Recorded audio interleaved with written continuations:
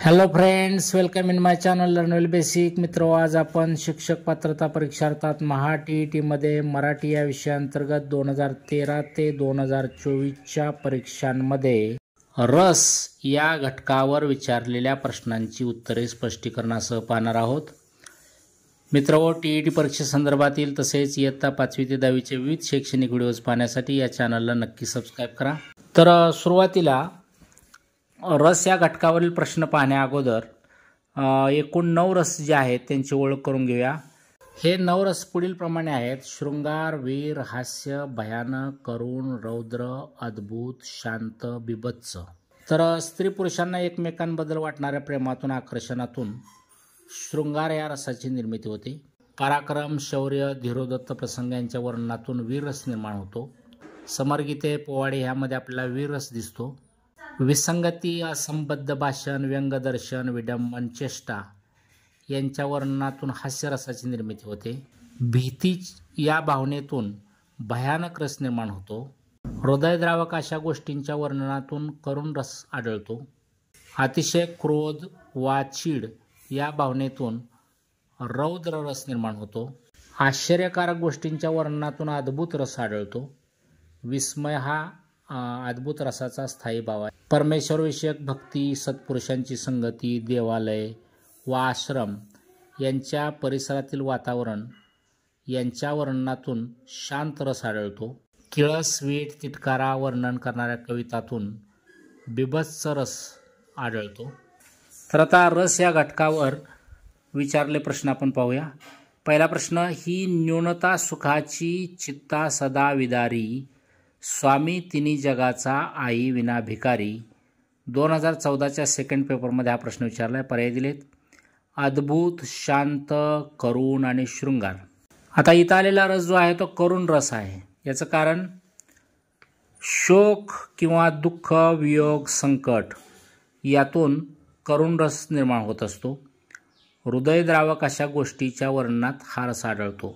आता इथं आलेले जे वर्णन आहे ते हृदयद्रावक आहे, त्यामुळे इथं आलेला रस करुण रस आहे. पर्याय क्रमांक 3 उत्तर येईल.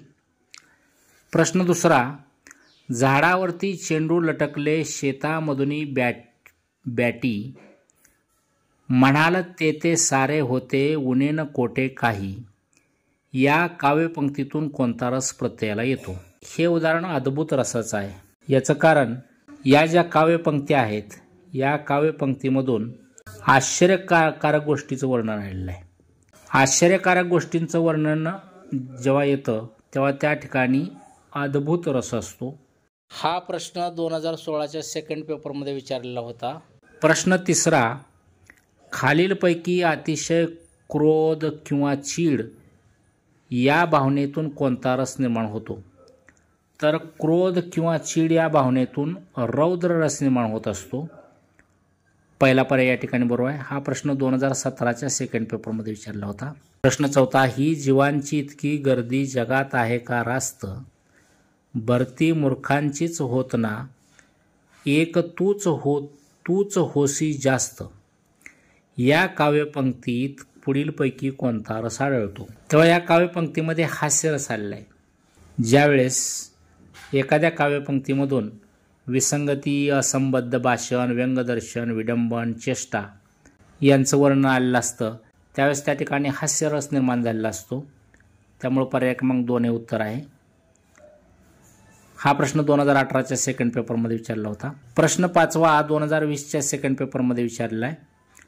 छते उन्हाची घराला, नांदते जीव पोळती, फुपाट्याच्या वाहना पायामधुनी घालती, दाह त्यांच्या वेदनांचे झेलित गेले पाहिजे.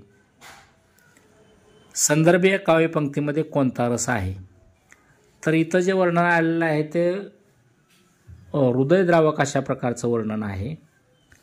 आणि ज्यावेळेस शोक किंवा दुःख, वियोग, संकट, हृदयद्रावक घटना असं वर्णन काव्यपंक्तीमधून येतं त्यावेळेला त्या ठिकाणी असणारा रस असतो करुण रस. पर्याय क्रमांक 3 हे उत्तर या ठिकाणी येईल. प्रश्न 6: विस्मय हा कोणत्या रसाचा स्थायी भाव आहे? तर अर्थातच विस्मय हा अद्भुत रसाचा स्थायी भाव आहे. हा प्रश्न 2021च्या सेकंड पेपरमध्ये विचारला होता. प्रश्न 7वा, तोच प्रश्न पुन्हा रिपीट झालाय पहा. अद्भुत रसाचा स्थायीभाव कोणता आहे? 2024च्या सेकंड पेपरमध्ये हा प्रश्न विचारलाय.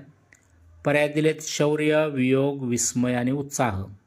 तर शौर्य हे वीर रसाशी संबंधित आहे, वियोग हे करुण रसाशी संबंधित आहे, वीर रसाचा स्थायीभाव उत्साह आहे आणि विस्मय जो आहे तो अद्भुत रसाचा स्थायीभाव आहे. त्यामुळे उत्तर येईल पर्याय क्रमांक 3. तेव्हा विद्यार्थी मित्रांनो, TET संदर्भातील विविध व्हिडिओज पाहण्यासाठी या चॅनलला नक्की सबस्क्राईब करा. धन्यवाद.